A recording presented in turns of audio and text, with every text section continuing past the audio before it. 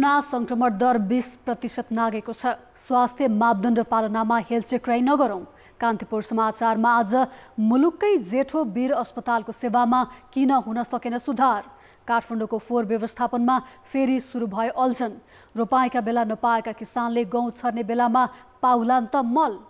अनि अन्तर्राष्ट्रियमा उत्तर कोरियाले फेरि दियो आणविक हतियार प्रयोगको धम्की र खेलकुदमा नेपाली फुटबल टिम मैत्रीपूर्ण खेलको तयारीमा लगायतका सामग्री हामीसँग छन्। नमस्कार, अब मुख्य समाचार। अमेरिकी सहायक विदेश मन्त्री लु 9 महिनापछि फेरि काठमाडौँमा। एमसीसी कार्यान्वयन र एसपीपी मुख्य चासो। विज्ञ भन्छन् विदेशीको सरोकारमा संवेदनशील हुनुपर्छ। सरकार निर्वाचनको मिति तोक्ने तयारीमा। सत्ता गठबन्धन र एमाले दुई ध्रुवमा बाँडिँदा साना दललाई एक्लै चुनाव लड्न चुनौती। अब निर्वाचनको चरणमा पुगिसकेका छ। बैंक तथा वित्तीय संस्थालाई एक आपसमा गाभिन सरकार र राष्ट्र बैंकको दबाव। पुससम्मको समयसीमा, असारदेखि नै छुट कटौती। रुसद्वारा युक्रेनको राजधानी किएभ सहित प्रमुख शहरमा फेरि क्षेप्यास्त्र हमला। दोनेक्स स्थित दोस्रो ठूलो विद्युत प्लान्ट कब्जा। र क्रिकेटमा नयाँ प्रशिक्षकको खोजी तीव्र। लिग 2 का बाँकी खेल अघि नै टुङ्ग्याउनु पर्ने दबाव। रोजेको प्रशिक्षक ल्याउन क्यानलाई बजेटको चुनौती।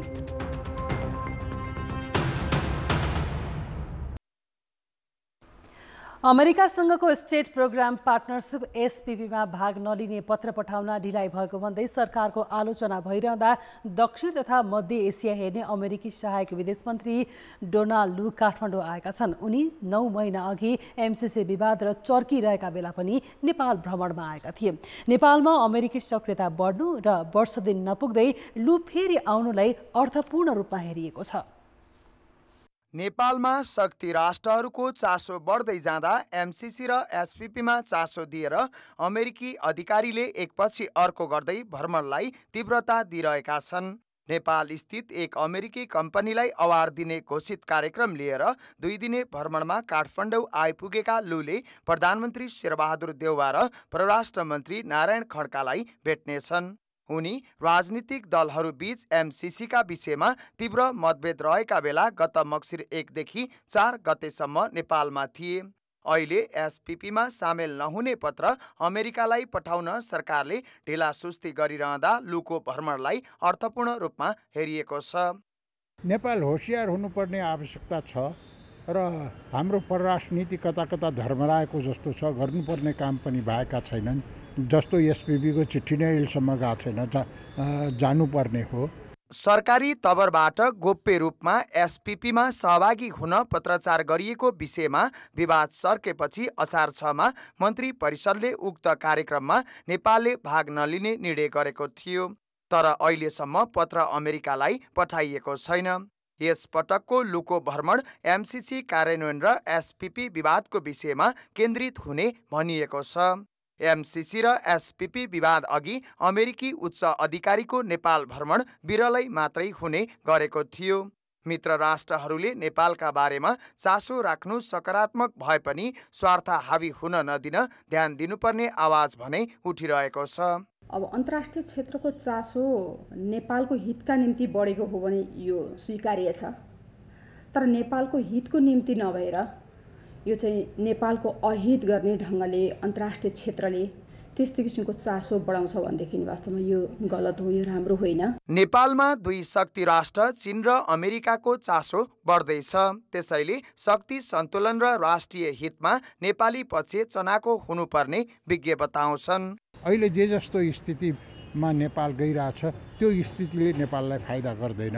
त्यसैले नेपालले असंलग्न परराष्ट्र नीति कुनै चाहिने विश्वको प्रतिद्वन्दितामा नपर्ने राष्ट्रहितलाई चाहिने प्रमुखता दिने बाटोबाट जानुपर्छ। अमेरिकी दूतावासले भने सहायक विदेश मन्त्री लुको भ्रमण कूटनीतिक सम्बन्धको 75औं वर्षगाँठ अन्तर्गत नियमित प्रक्रिया रहेको भनेको छ।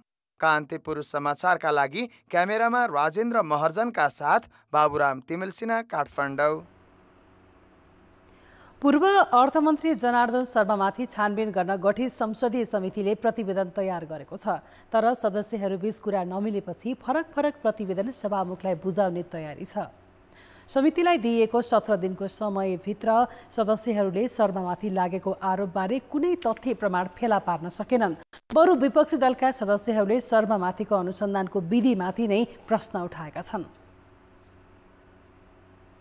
दिनभरि बैठक बसियो, बडा राम्रोसँग बैठक बसियो, आफ्नो आफ्नो कुरा राखियो, प्रतिवेदन अन्तिम टुङ्गोमा पुग्यो।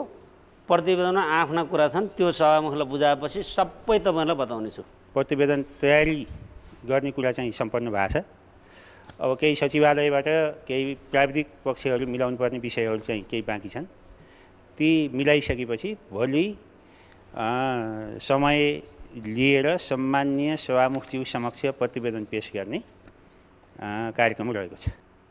अनुसन्धानमा सरकारी पक्षले असहयोग गरेको, प्रमाणहरू उपलब्ध गराउन कन्जुस्याइ गरेको भन्दै असन्तुष्टि पोखेका एमालेका सदस्यहरूले छुट्टै प्रतिवेदन बुझाउने भएका छन्। 11 सदस्यीय समितिमा सत्ता पक्षका 6 र विपक्षीबाट एमालेका 4 र लोसपाका 1 जना सदस्य छन्। एमालेका सदस्यहरूले प्रवेशद्वारको सीसी क्यामेरा दृश्य, विवादमा मुछिएका व्यक्तिहरूको कल रेकर्ड हेर्नुपर्ने लगायतका सुरक्षाकर्मीको समेत अनुसन्धान हुनुपर्ने माग गरेका थिए। प्रतिवेदन भोलि सभामुख अग्नि सापकोटालाई बुझाउने तयारी रहेको छ।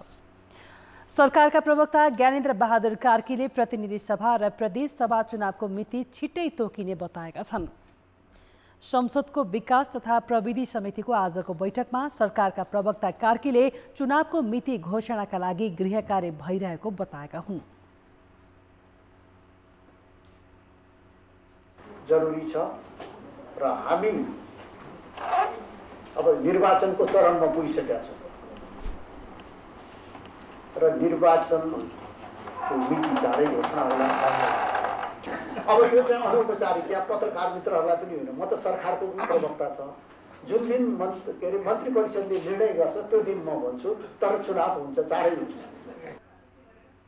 ठूला दलहरू चुनावी गठबन्धन र सत्तामुखी ध्रुवीकरणको जोडघटाउमा लागिरहँदा साना दलहरूलाई भने संसदमा अस्तित्व जोगाउने चुनौती देखिन थालेको छ। राष्ट्रिय दलको मान्यता पाउन प्रत्यक्षमा 1 सिट र समानुपातिकमा 3% मत ल्याउने कानुनी बाध्यता छ।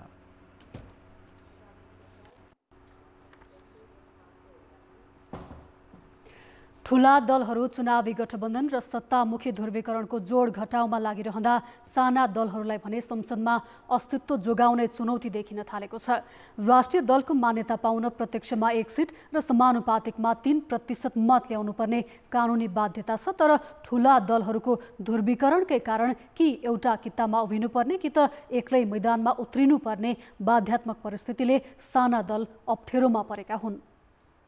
संसदमा राष्ट्रिय दलको मान्यता पाएको लोकतान्त्रिक समाजवादी पार्टी लोसपाका नेताहरू आगामी प्रतिनिधि सभा र प्रदेश सभाको चुनावमा एक्लै प्रतिस्पर्धा गर्ने कि कुनै कित्तामा उभिने भन्नेमा अहिलेसम्म दोधारमा छन्।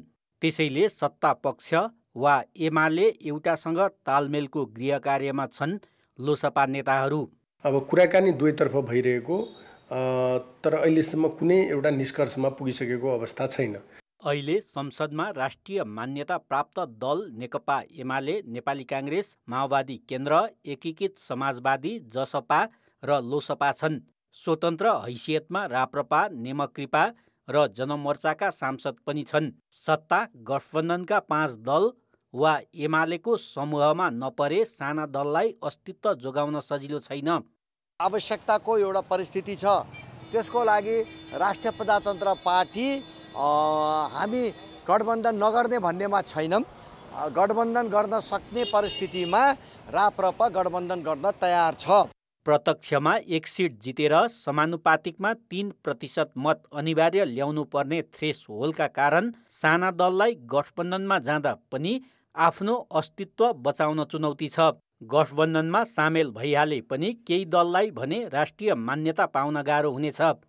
मन, वचन र कर्मका साथ हामी चुनावी प्रतिस्पर्धामा होमिन तयार छौँ र हाम्रो शक्ति होमिसकेको छ। त्योभन्दा सजिलो र सहज किसिमले जित हासिल गर्न पर्यो, परिणाम ल्याउनु पर्यो नि त। त्यस कारणले गर्दाखेरि गठबन्धनसँगको कुरा हो। ठुला दलको ध्रुवीकरणले जनधार कमजोर भएका साना दलहरूलाई गठबन्धन गर्नै पर्ने बाध्यता छ। स्थानीय तहको निर्वाचनमा भाग लिएका 69 दलले ल्याएको मत परिणामलाई आधार मान्दा जम्मा 6वटाले 3% भन्दा बढी मत पाएका छन्। आगामी प्रतिनिधि तथा प्रदेश सभाको निर्वाचनबाट संसदमा आफ्नो उपस्थिति जनाउन धेरैजसो साना दलले तालमेल गर्नै पर्ने बाध्यात्मक स्थिति देखिँदैछ। कान्तिपुर समाचारका लागि जिल्ला सहकर्मी र क्यामेरामा सेम श्रेष्ठका साथ अवतार राई र पर्वतराज घिमिरे, काठमाडौँ। संवैधानिक परिषद र आयोगहरूको नियुक्ति विवादमा परेपछि संवैधानिक इजलासमा रिट दर्ता भएको 1.5 वर्ष नागिसक्यो, तर अहिलेसम्म मुद्दा किनारा लाग्न सकेको छैन। म्याद तामेल र प्रत्युत्तर जस्ता सामान्य प्राविधिक विषयलाई देखाएर मुद्दा अल्झाइएको हो। संवैधानिक परिषद सम्बन्धी मुद्दा हेर्नको लागि बुधबार तोकिएको सर्वोच्च अदालतको संवैधानिक इजलासमा सामान्य बहस पनि भयो। तर कानुन व्यवसायले विपक्षी बनाएका प्रधान न्यायाधीश सहित आयोगहरूका तर्फबाट समेत प्रत्युत्तर नआएको भनेसँगै इजलास स्थगित भयो। म्याद तामेली प्रत्युत्तर लगायतका प्राविधिक विषय देखाएर संवैधानिक परिषद सम्बन्धी मुद्दालाई सर्वोच्चले अगाडि बढाउन सकेको छैन। यसअघि राष्ट्रपति कार्यालयबाट प्रत्युत्तर नआएको भन्दै रोकिएको थियो। संवैधानिक परिषद सम्बन्धी रिटमा निवेदकले निलम्बित प्रधान न्यायाधीश चोलेन्द्र शमशेर जबरालाई विपक्षी बनाएका थिए। तर महाअभियोग अघि बढेपछि जबरा निलम्बनमा पर्दा कामु प्रधान न्यायाधीश दीपक कुमार कार्कीले जवाफ दिने कि जबराले भन्ने नै अन्यल छ। जहाँ चाहिँ पदाधिकारी नियुक्ति भएको छन् संस्थालाई पनि विपक्षी बनाइया छ रे। अब संस्थालाई विपक्षी बनाइसकेपछि संस्थाको पनि लिखित जवाफ झिकाउनु पर्ने कि नपर्ने, विपक्षी बनाएपछि त झिकाउनु पर्ने होला नि त भन्ने कुरा उठ्यो। अब विपक्षी बनाए पनि उठाउन के अरे झिकाउन नपर्ने पनि हुनसक्छ। संस्थाको त यसमा के भूमिका छ र उनको क्रियाले गर्दा यो मुद्दा चाहिँ आएको त होइन। तत्कालीन प्रधानमन्त्री केपी शर्मा ओलीले अध्यादेश मार्फत संवैधानिक परिषद सम्बन्धी ऐन संशोधन गरी 2077 मङ्सिर र 78 साल जेठमा गरी 52 जनालाई सिफारिस गरेका थिए। त्यस विरुद्ध 2077 साल पुसमै रिट परेको हो। पहिले जबराले अल्झाए, अहिले पनि संवैधानिक इजलासले खास काम अघि बढाउन सकेको छैन। संवैधानिक इजलासले पनि मुद्दालाई चाहिँ त्यति गम्भीरतापूर्वक लिइराखेको देखिँदैन। किनभने यस्ता मुद्दामा पटक पटक आदेश गर्ने होइन, एकैपटक आदेश गर्नुपर्छ। त्यो आदेश भइसकेपछि त्यो कार्यान्वयन गर्ने काम प्रशासनको हो। प्रशासनले इजलासले भने बमोजिम, संवैधानिक इजलासले भने बमोजिमको काम गरेको छैन। संवैधानिक इजलासमा मुद्दा अल्पत्र पर्दा न्यायिक प्रक्रिया मात्रै होइन, सिफारिस भएका पदाधिकारीहरूको काम कारबाही समेत प्रभावित भएको छ। 52 जनाको नियुक्ति त अहिले उनीहरूको संवैधानिक परीक्षणमा छ भनेपछि उनीहरूले कसरी काम गर्ने त? उनीहरूको आफ्नै ठेगान छैन। उनीहरू कसरी स्वतन्त्र रहन सक्छन्? जो चाहिँ स्वतन्त्र भएर काम गर्नुपर्ने उनीहरूको टुङ्गै लागेको छैन। उनीहरूप्रति यत्रो शङ्का छ, उनीहरू भागभण्डाबाट आएका हुन् भन्ने एउटा त्यो शङ्का छ। अर्को कुरा उनीहरूले ल ठिक छ अहिले हामी अब जसरी आए पनि काम गरौँ न त भन्नको लागि पनि अब काम गर्न त उनीहरूको आफ्नै पद धरापमा छ, त्यसमा निर्णय हुन बाँकी छ कसरी काम गर्ने। संसदले प्रधान न्यायाधीशमाथिको महाभियोग टुङ्गोमा पुर्याउन अलमल गरिरहँदा निलम्बनमा परेका जबराले संवैधानिक परिषद सम्बन्धी मुद्दा किनारा लाग्न असहयोग गरे झैँ देखिन्छ। कान्तिपुर समाचारका लागि क्यामेरामा राजेन्द्र महर्जनका साथ दीपक आचार्य, काठमाडौँ। समाचारमा पुनः स्वागत छ। नेपालमा थप 524 जनामा कोभिड संक्रमण पुष्टि भएको छ। संक्रमण दर पनि 20% नागेको छ। 2441 जनाको PCR परीक्षण गर्दा 524 अर्थात् 20.6%मा संक्रमण पुष्टि भएको हो।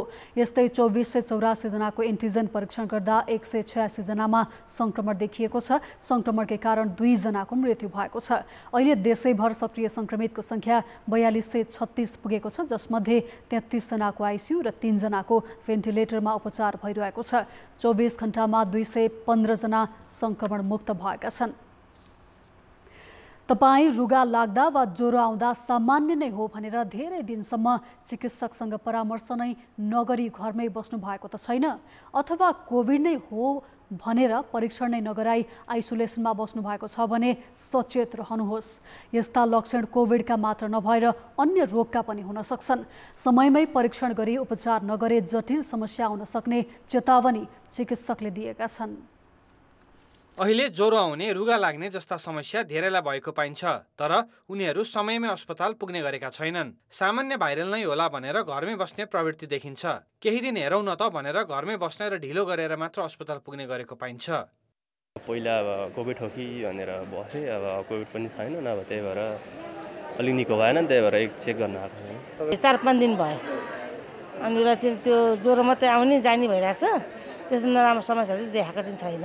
ज्वरो आउँदा, रुगा लाग्दा, घाँटी दुख्दा कोभिड नै भएको होला भनेर धेरै मानिस घरमै आइसोलेसन बस्ने गरेको चिकित्सक बताउँछन्। तर यी लक्षण कोभिडका मात्र नभएर अरू रोगको पनि हुन सक्छ। यस्ता लक्षण डेङ्गु, स्क्रब टाइफस, टाइफाइड लगायतका समस्या पनि हुन सक्ने चिकित्सक बताउँछन्। अहिले हामीसँग अथवा हाम्रो अस्पतालमा अथवा हाम्रो समाजमा अरू कारणहरूले ज्वरो आउने बिरामीहरू पनि त्यतिकै छन्। जस्तो पछिल्लो समय हाम्रो अस्पतालमा भर्ना हुने बिरामीमा डेङ्गीका बिरामीहरू छन्, स्क्रब टाइफसका बिरामीहरू छन्, इभन टाइफाइड फिभरका बिरामीहरू छन् होइन। तिनीहरूले पनि ज्वरो आउँछ। पछिल्लो समयमा त काठमाडौँमा एडेनो भाइरसको आक्रमणले गर्दाखेरि बच्चाहरूमा अलिकति ज्वरो आउने बिरामीहरू बढे होइन। त्यसरी कोरोना मात्रै हो अहिलेको समयमा ज्वरो आउने भनेर बस्न चाहिँ हुँदैन। कोभिडको जटिलता आफ्नो ठाउँमा छ, तर डेङ्गु, स्क्रब टाइफस, टाइफाइड लगायतको समस्या पनि समयमै पहिचान गरी उपचार गर्न नसके थप जटिल बन्न सक्छ। त्यसैले ज्वरो आउनु लगायतका लक्षण देखिँदा आफू खुसी सामान्य भनेर बस्न नहुने चिकित्सक बताउँछन्। ज्वरो भनेको चाहिँ एउटा लक्षण हो, यसको कारणहरू विभिन्न हुनसक्छ। अब अरू के सिम्पटम्सहरू देखियो त्यो अनुसार टेस्टिङ गरेर कारण पत्ता लगाउनुपर्छ र त्यसमध्ये कुनै कुनै चाहिँ सामान्य हुनसक्छ भने कुनै चाहिँ प्राणघातक पनि हुनसक्छ। त्यही भएर सबको टेस्टिङ गरेको राम्रो हुन्छ। सामान्य रोग पनि समयमा पहिचान गरेर उपचार नगरे त्यसले जटिलता ल्याउन सक्छ। अझ आफू खुसी औषधि प्रयोग गर्ने र चिकित्सकसँग परामर्श समेत नगर्ने प्रवृत्ति छ भने त सानो समस्याले पनि दीर्घकालीन बिरामी नबनाउला भन्न सकिँदैन। कान्तिपुर समाचारका लागि क्यामेरामा सञ्जय लुटेलका साथ कृपाल गौतम, काठमाडौँ। नेपालकै सबैभन्दा पुरानो र ठूलो वीर अस्पतालले 133औं वार्षिकोत्सव बनाएको छ। 1947 साल साउन 12 गतेदेखि 15 शैय्याबाट सेवा सुरु गरेको वीर अस्पतालमा अहिले 460 शैय्या छन्। गौरवपूर्ण इतिहास भए पनि समयानुकूल सहज सेवा प्रवाह गर्न नसक्दा सेवाग्राहीले शास्ति भोग्नु परिरहेको छ। लामो इतिहास बोकेको र अधिकांश रोगको उपचार हुने वीर अस्पतालको सेवा भने चुस्त छैन। अस्पतालले दिने सेवाको गुणस्तर सुधारमा भएका प्रयास पनि सफल भएका छैनन्। तर पनि सरकारले सेवा सुधारका लागि सहयोगको प्रतिबद्धता जनाउन छाडेको छैन। अस्पतालको 133औं वार्षिकोत्सवमा प्रधानमन्त्री शेरबहादुर देउवाले पनि अस्पताललाई थप गुणस्तरीय सेवा प्रदान गर्न शुभकामना मात्र दिएनन्, पर्याप्त बजेट छुट्याउने वचन समेत दिए। चिकित्सा उपकरण आवश्यक संख्यामा व्यवस्था गर्न पर्याप्त बजेट छुट्याउन म सम्बन्धित निकायलाई भन्न चाहन्छु। सामान्यदेखि विशिष्टीकृत सेवा दिँदै आएको वीर अस्पतालमा गत वर्ष 4,33,108 जनाले उपचार गराएका थिए। 305 जना चिकित्सक सहित 1600 भन्दा बढी कर्मचारी रहेको यस अस्पतालमा अझै जनशक्ति अभाव छ। यस अस्पताललाई पनि स्तरोन्नति गर्नु हाम्रो चुनौती रहेछ। बढ्दो बिरामी चाप तथा सेवा विस्तार अनुसार वित्तीय तथा प्राविधिक जनशक्तिको अझै अभाव रहेको छ। त्यसमा पनि नर्सिङ जनशक्तिको अत्यन्तै अभाव रहेको छ। कोभिड महामारीका बेला पनि यो अस्पतालले धेरैको उपचार गरेको थियो। क्यान्सर, मृगौला, मुटु लगायत रोगको उपचारमा अब्बल ठहरिँदै आएको यो अस्पताल बिरामीको रोजाइमा पर्छ। तर प्रशासनिक झमेला र काम ढिलो हुने समस्या भने जहिले पनि उस्तै हुन्छ। जनकपुर अञ्चलमा गएको थियो, त्यहाँ भन्यो कि यहाँ हुँदैन, राम्रोसँग जानु काठमाडौँ वीर हस्पिटल या कुनै हस्पिटलमा, त्यहाँ राम्रोसँग उपचार हुन्छ, त्यही भएर आएको। जो गरिब पीडित होइन निमुखहरू छन् तिनीहरूलाई चाहिँ फ्री गरिदिनु भएदेखि होइन अलिक सजिलो हुन्थ्यो भन्न चाहन्छु। हामी गरिब हो होइन, अब हामीलाई अलिकति सेवा सुविधा त दिनै पर्यो, चाहियो नि हामीलाई होइन। अनि त्यही भएर हामीले खोजिरहेछौँ अब के हुने। अब यो मतलब यहाँ गइरहेको छु कि म यहाँ अफिसमा, अहिलेसम्म सरलाई भेटेकै छैन। धेरै बिरामीको उपचार गरे पनि अस्पताललाई सधैँ आर्थिक समस्या छ। गत वर्ष सरकारले 2 अर्ब 36 करोड बजेट विनियोजन गरेको भए पनि यसपटक 87 करोड मात्रै छुट्याएकाले कर्मचारीलाई तलब खुवाउनै समेत समस्या भएको अस्पताल प्रशासनको गुनासो छ। अरू सेवा विस्तार गर्नु, अरू चाहिँ प्रगति गर्नु त परै जाओस्, हामी चाहिँ तलब भत्ता खुवाउने स्थितिमा पनि सही रूपले हुन सक्दैनौँ यदि बजेट यति मात्र नै कायम रहेको खण्डमा। मुलुक मुलुकभरकै बिरामी उपचार गर्न आउने वीर अस्पतालमा आधुनिक प्रविधिसँगै दक्ष जनशक्ति बढाउँदै सेवालाई प्रविधि मैत्री बनाउनेतर्फ सरकार नै बढी गम्भीर हुनुपर्ने देखिन्छ। कान्तिपुर समाचारका लागि क्यामेरामा सुरज खड्काका साथमा रुबिना थापा र शर्मिला खनाल, काठमाडौँ। काठमाडौँ उपत्यकाको फोहोर व्यवस्थापनको समस्या पुनः बल्झिएको छ। फोहोर विसर्जन स्थल सिस्टोल बन्सरी डाँडा ल्यान्डफिल साइटका स्थानीयले सम्झौता कार्यान्वयन नगरे सधैँका लागि फोहोर फाल्न नदिने चेतावनी दिएका छन्। बन्सरी डाँडा ल्यान्डफिल साइट सरोकार समितिले आज काठमाडौँमा पत्रकार सम्मेलन गरी भदौ 1 गतेदेखि उपत्यकाको फोहोर फाल्न नदिने चेतावनी दिएको हो। समितिले काठमाडौँ महानगरपालिकाले सम्झौता अनुसार काम नगरेको आरोप लगाएको छ। वास्तविक त्यो क्षेत्रका लाखौँ जनतालाई उहाँले चाहिँ तपाईँको चाहिँ गलत ठान्नुभयो र उपत्यकाको फोहोर मैलाको चाहिँ तपाईँको चाहिँ अहिले 40 वर्ष पहिलादेखिको सञ्चालन जसले गर्दै आयो तिनैको पन्जामा उहाँ हुनुहुन्छ। अहिलेसम्म 175 पटक त्यहाँको बासिन्दालाई अन्धकारमा राखियो र सहमति गरियो। रातारात हुन्छ 1 बजे राति 12 बजे बागदरमा ल्याइन्छ, सिंहदरमा ल्याइन्छ, तर त्यहाँको फिल्ड भुइँ मान्छेको चाहिँ आवाज सुनिँदैन। यता काठमाडौँ महानगरपालिकाले भने स्थानीयका माग तत्कालै सम्बोधन गर्ने आश्वासन दिएको छ। चाहिँ त्यो सहमति गरिसकेपछि त्यसलाई कार्यान्वयन गर्ने काम भनेको हामी कार्यपालिकाको जिम्मेवारी रहन्छ र जिम्मेवारी वहन गर्ने अवस्था आइसकेको कारणले गर्दाखेरि हामी भरौ 1 गते होइन, भरौ 1 गतेभन्दा पहिला नै उहाँहरूले गरेका कुराहरूमा हामी सम्बोधनतिर लाग्छ र यी द्विपक्षीय सम्बन्धसँग जोडिकन चाहिँ भएका समस्यालाई एक आपसमा समाधान गर्नतिर चाहिँ हामी लाग्छौँ। काठमाडौँ महानगरपालिका, शहरी विकास मन्त्रालय र प्रभावित क्षेत्रका जनप्रतिनिधि बीच जेठ 27 गते सम्झौता भएको थियो। नेता बाबुराम भट्टराई समूहले नेपाल समाजवादी पार्टी नेसपा गठन गर्ने भएको छ। जनता समाजवादी पार्टीबाट अलगिएको भट्टराई समूहले निर्वाचन आयोगमा दर्ता भएको समावेशी लोकतान्त्रिक पार्टीलाई अद्यावधिक गरेर नेसपा गठन गर्ने भएको हो। नाम परिवर्तन गर्ने प्रस्ताव आयोगले स्वीकृत गरेको छ। नेसपाको चुनाव चिन्ह आँखा हुनेछ। धान रोप्ने बेला रासायनिक मल ल्याउन नसकेको सरकारले अब चाँडै उपलब्ध गराउने दाबी गरेको छ। ग्लोबल टेन्डरबाट खरिद गरेको 30,000 टन मल आउन सुरु गरेको कृषि मन्त्रालयले जनाएको छ। आज मात्र करिब 8,000 टन मल वीरगञ्ज भित्रिएको मन्त्रालयका सहसचिव राजेन्द्र मिश्रले जानकारी दिए। भदौसम्म कृषि सामग्री कम्पनी र साल ट्रेडिङ कर्पोरेसनले खरिद गरेको करिब 60,000 टन मल आइपुग्ने सरकारी अधिकारीहरूको दाबी छ। भारत सरकारसँग सरकारी तवरमा ल्याउने भनेको मल ल्याउन भने असोज पुग्ने भएको छ। लम्बेतान सरकारी प्रक्रियाका कारण समय लाग्ने भएको हो। समयमा रासायनिक मल दिन नसकेको भन्दै सरकारको आलोचना हुँदै आएको छ।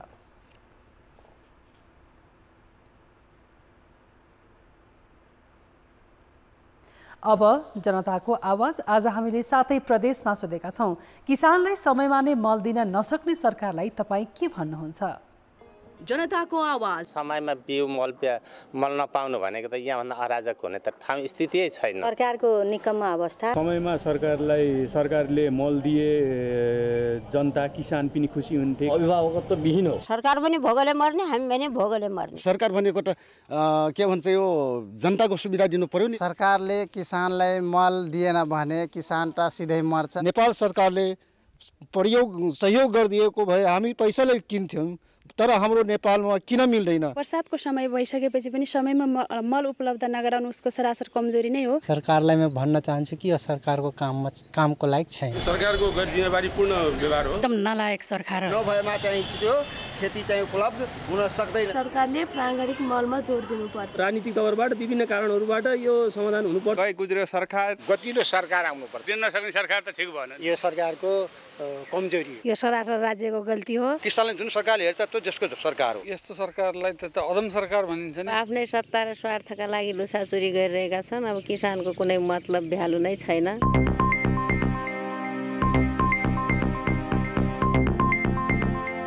अर्थ र विकास। नेपाल राष्ट्र बैंकले बैंक तथा वित्त संस्थाको संख्या घटाउन दबाब दिएको छ। उसले आगामी पुससम्म मर्जरमा नगए अहिले पाउँदै आएका सुविधा नपाउने घोषणा नै गरेको छ। अझ सरकारले त गत असारपछि मर्जरमा जानेले छुट नपाउने व्यवस्था नै गरिसक्यो। छुटका कार्यक्रम एकपछि अर्को गर्दै कटौती गरिएपछि बैंकहरूलाई छिट्टै मर्जरको टुङ्गो लगाउन दबाब परेको छ। 2062-63 को जनआन्दोलनपछि मुलुकभर वित्तीय पहुँच विस्तार गर्न भटाभट लाइसेन्स बाँडेको नेपाल राष्ट्र बैंकले 2068 सालपछि भने मर्जरमा जान प्रेरित गरेको थियो। मर्जरमा जानलाई विभिन्न सुविधा प्रदान गर्दै आएको राष्ट्र बैंकले यो वर्षको मौद्रिक नीति मार्फत दबाव नै सिर्जना गर्न छुट नदिने घोषणा गरेको छ। 2079 पुस मसान्तभित्र एकीकृत कारोबार सञ्चालन गरेमा मात्र यस बैंकबाट प्रदान हुँदै आएको मर्जर तथा प्राप्ति सम्बन्धी छुट तथा सुविधा उपलब्ध हुने व्यवस्था मिलाइनेछ। पछिल्ला 11 वर्षमा मर्जरमा सुविधा पाएका र पुँजी बढाउनु पर्ने बाध्यताका कारण 243 वटा बैंक तथा वित्त संस्था गाभिएर 66 मा सीमित भएका छन्। सरकार र राष्ट्र बैंकले मर्जरमा जानका लागि विभिन्न सुविधा दिँदै आएका थिए, तर यो वर्षको मौद्रिक नीतिले भने यस्तो सुविधा किन कटौती गर्ने निर्णय गर्यो त? अहिलेको अवस्थामा स्पिड अप होस्, अहिले मर्जर एक्विजिसनको प्रक्रियालाई लामो समयसम्म छुट दिन्छ भनेपछि ब्याङ्कहरूमा एक किसिमको चाहिने जहिले गर्दा पनि हुन्छ भन्ने मनोभाव विकास हुन सक्छ। त्यसैले त्यो मेन्टालिटीलाई पनि परिवर्तन गर्नका लागि चाँडोभन्दा चाँडो तपाईँहरू इन्टिग्रेसनको प्रक्रियामा जानुहोस्, यसलाई स्पिड अप गरौँ र चाँडो गर्न सक्नुभयो भने सुविधा पाउनुहुन्छ। लामो समय त यसै राष्ट्र बैंकले सधैँ छुट र सुविधा दिने विषय यो होइन पनि भन्ने सन्देश दिन खोजेको। मर्जरमा जाने बैंकले यसअघि निक्षेप र कर्जाको ब्याज दरको अन्तर 1% भन्दा बढी राख्न पाउने, वैधानिक तरलता र अनिवार्य नगद मौद्दातमा छुट लगायतका सुविधा पाउँदै आएका थिए। यस्तो सुविधा पुसपछि नपाउने भएपछि बैंकहरूलाई चाँडै मर्जरको टुङ्गो लगाउनु पर्ने दबाव परेको छ। यो दबाव नै हुन्छ। मर्जरमा जानको लागि राष्ट्र बैंकको जुन नीति आएको छ अहिलेको मोनिटरी पोलिसीमा, यसले चाहिँ दबाव पैदा गर्छ। नगएमा नजाने चाहिँ ब्याङ्कहरू लेस कम्पिटिटिभ हुन्छ, उनीहरूको पुँजी त्यति चाहिँ हुँदैन जति अरूहरूको हुन्छ र लेन्डिङमा उनीहरूको इकोनोमिज अफ स्केल चाहिँ हुँदैन। त्यो नहुने कारणले उनीहरू चाहिँ जान बाध्य हुन्छन्। राष्ट्र बैंकले मर्जरमा जाने बैंक तथा वित्त संस्थालाई दिँदै आएको छुटलाई सरकारले निरन्तरता नदिएपछि मर्जरमा जानुपर्ने स्थिति रहेका बैंकलाई छिट्टै टुङ्गो लगाउनु पर्ने दबाव परेको छ। तर मर्जर बजारको आवश्यकता अनुसार पनि हुने बैंकर्स बताउँछन्। भोलिको दिनमा अरू जाने नजाने भन्ने कुरो चाहिँ आवश्यकता कति रहन्छ भन्ने कुराहरू अब मार्केट डेभलपमेन्टले चाहिँ निर्धारण गर्ला र अब त्यस पछाडि पनि यदि चाहिँ त्यस्तै खालको आवश्यकता पर्यो अरू ब्याङ्क जुन बाँकी रहन्छन् मर्जर नभएका र मर्जर भइसकेपछि पनि जोइन्टली अपरेसन गर्ने ब्याङ्कहरूको र मार्केटको अवस्था हेरेर चाहिँ फेरि मर्जर हुन पनि सक्छ। त्यति बेला आवश्यक पर्यो भने त्यो त अलिकति कुनै ब्याङ्कले गर्ने नगर्ने भन्दा पनि परिस्थिति कस्तो खालको रहन्छ, कस्तो खालको अपर्च्युनिटिजहरू आउँछन् भन्ने हो।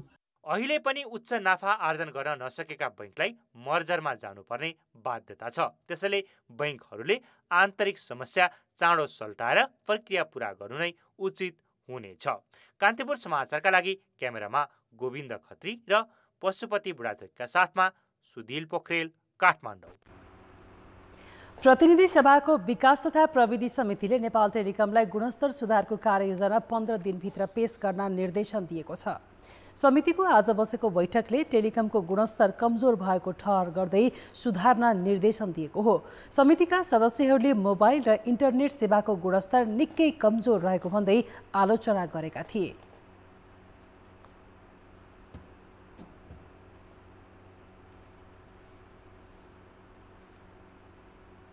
सँगसँगैको विद्युतसँगको कोर्डिनेसन गर्न एकदमै जरुरी देखिएको छ। बजारको सन्दर्भमा अलिकति बादल लाग्यो, वर्षा लाग्यो अथवा हिउँ पर्ने जिल्ला भएको कारणले हिउँ पर्दा चाहिँ सुविधा हुँदैन।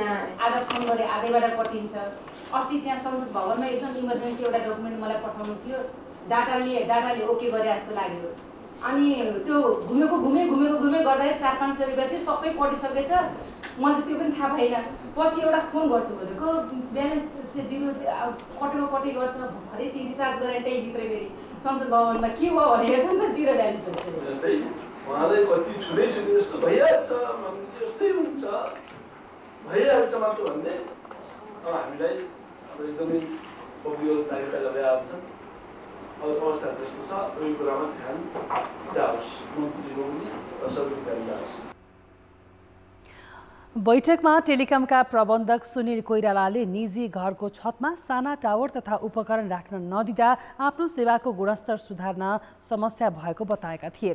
सञ्चार मन्त्रालयका सचिव वैकुण्ठ अर्यालले भने टेलिकम समस्या समाधान गर्न साना उपकरण खरिदको योजना रहेको जानकारी दिए। भूकम्पका कारणले र दोस्रो चाहिँ नि अब यसले अलिकति कुनै हिसाबमा हेल्थमा पनि समस्या ल्याउँछ, चट्याङ पर्दैछ। यो सबै थेरेपछि हामी नै झन् जोखिममा हुन्छौँ भनेर सहरी क्षेत्रमा साह्रै धेरै गाह्रो भयो। त्यसैले अहिले यसको निराकरणको लागि हामीले एउटा उपाय खोज्यौँ र त्यो चाहिँ नि अब ठुलो टावर होइन, स्मल सेल भनेर त्यो सानो माइक्रो टावरहरू चाहिँ ल्याएर राख्ने भनेर छ। त्यो चाहिँ अब हामी एग्रेसिभली जहाँ चाहिँ नि बढी कन्जेस्टेड छ त्यो ठाउँमा लैजान्छौँ। त्यसले गर्दाखेरि यो समस्या चाहिँ हल हुन्छ। जसले गर्दाखेरि सानसाना फिडर रोड बनाए जस्तै भयो, ठुलो हाइवेमा गाडी धेरै कुदे, त्यसैले गर्दाखेरि अब त्यो पर्टिकुलर एरियामा अनि त्यही टावरबाट सर्भिस जान्छ। त्यसले गर्दाखेरि अहिलेको जस्तो कन्जेसन चाहिँ हुँदैन। टेलिकमले सोलर प्यानल पुराना हुँदा र पर्याप्त विद्युत उपलब्ध नहुँदा समस्या आएको बताउँदै आएको छ। अब जनमतको अन्तिम परिणाम। जनमतमा हिजो हाम्रो प्रश्न थियो, एसईईमा पास हुन 35% अङ्क ल्याउनै पर्ने प्रावधान किन लागू नगरिएको होला? ए, धेरै विद्यार्थी फेल हुने भएर, बी, कमजोरी लुकाउने नियत र सी, निजी विद्यालयको दबाव। जनमतको अन्तिम परिणाम यस्तो छ, ए, धेरै विद्यार्थी फेल हुने भएरमा 30%, बी, कमजोरी लुकाउने नियतमा 42% र सी, निजी विद्यालयको दबावमा 28% मत प्राप्त भएको छ। अब आजको प्रश्न। जनमत। हाम्रो प्रश्न छ, नेपाल टेलिकमका सेवाको गुणस्तरमा किन सुधार आउन नसकेको होला? ए, नीतिगत समस्या, बी, नेतृत्वको अक्षमता र सी, पुरानै प्रविधि। जनमतको अन्तिम परिणाम भोलि साँझ 8 बजेको कान्तिपुर समाचारमा प्रसारण गर्नेछौँ। कृपया न्युज स्पेस एबी वा सी टाइप गरी 34001मा एसएमएस गरी आफ्नो मत व्यक्त गर्नुहोला। नेपाल धितोपत्र बोर्डले बैंक तथा वित्त संस्था मर्जरमा जाँदा सेयर रोक्का राख्ने बारेको निर्देशिका 2 साताभित्रै जारी गर्ने तयारी गरेको छ। नेपाल राष्ट्र बैंकले चालु आर्थिक वर्षको मौद्रिक नीति मार्फत मर्जरमा जाने कम्पनीको सेयर रोक्काको अधिकार धितोपत्र बोर्डलाई दिएसँगै यसलाई चासोका साथ हेरिएको छ। बोर्डको नीति तथा कार्यक्रम सार्वजनिक गर्ने क्रममा अध्यक्ष रमेश हमालले निर्देशिका बनाइरहेको जानकारी दिएका हुन्। हाल 1 दर्जनभन्दा बढी संस्थाको कारोबार रोक्का भइरहेको छ। मर्जरका कारण लामो समय रोक्का हुने यस्ता सेयर चाहिएको बेलामा बेच्न पाइँदैन। बोर्डले बुक बिल्डिङमा अन्तर्राष्ट्रिय स्तरमा प्रयोग भइरहेको अटोमेसन इलेक्ट्रोनिक अक्सन सिस्टम पनि ल्याउने जानकारी दिएको छ।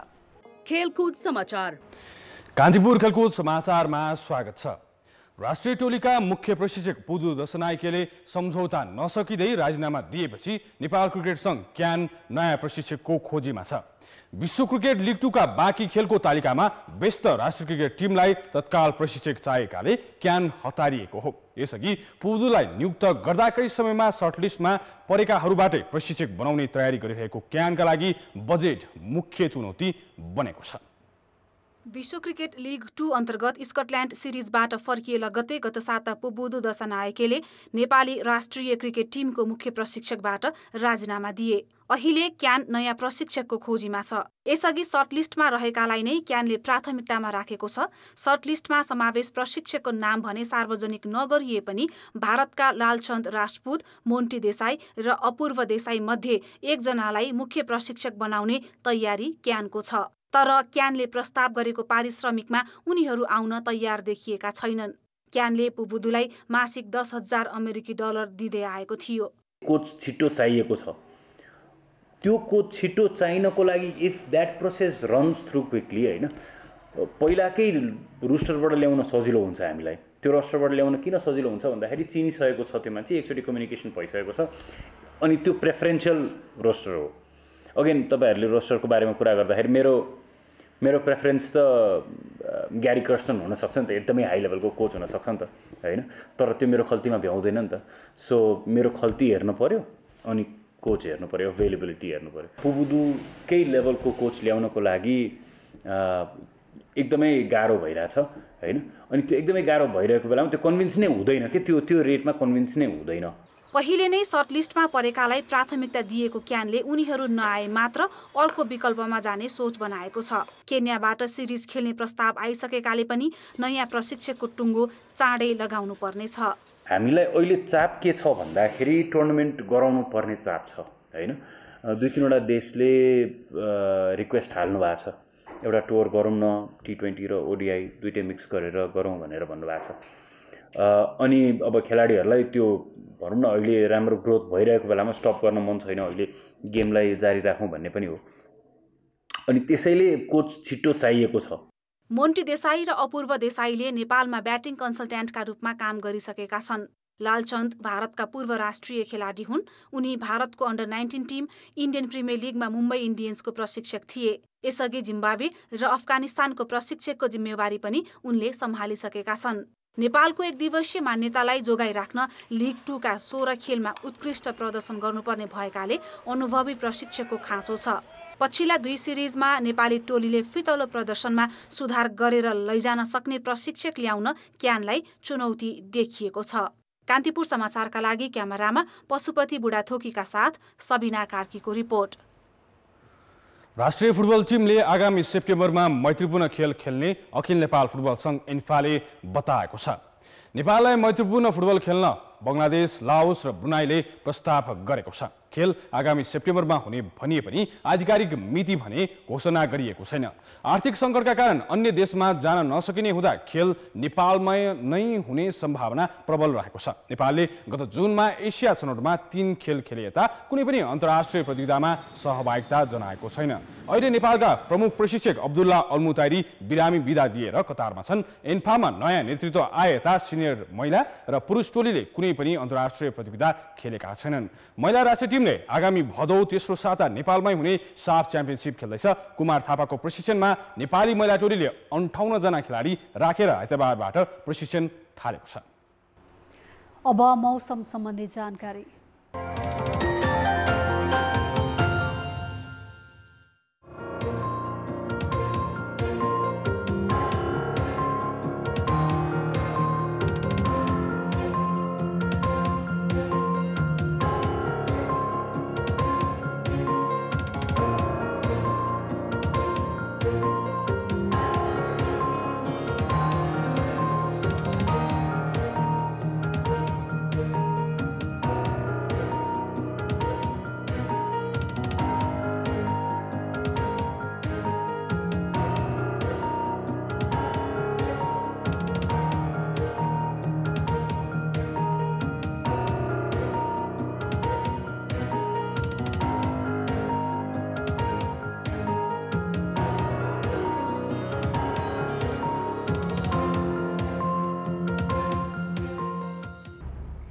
कान्तिपुर समाचार अहिलेलाई सकियो। कान्तिपुर टेलिभिजन हेर्दै गर्नुहोला। नमस्ते।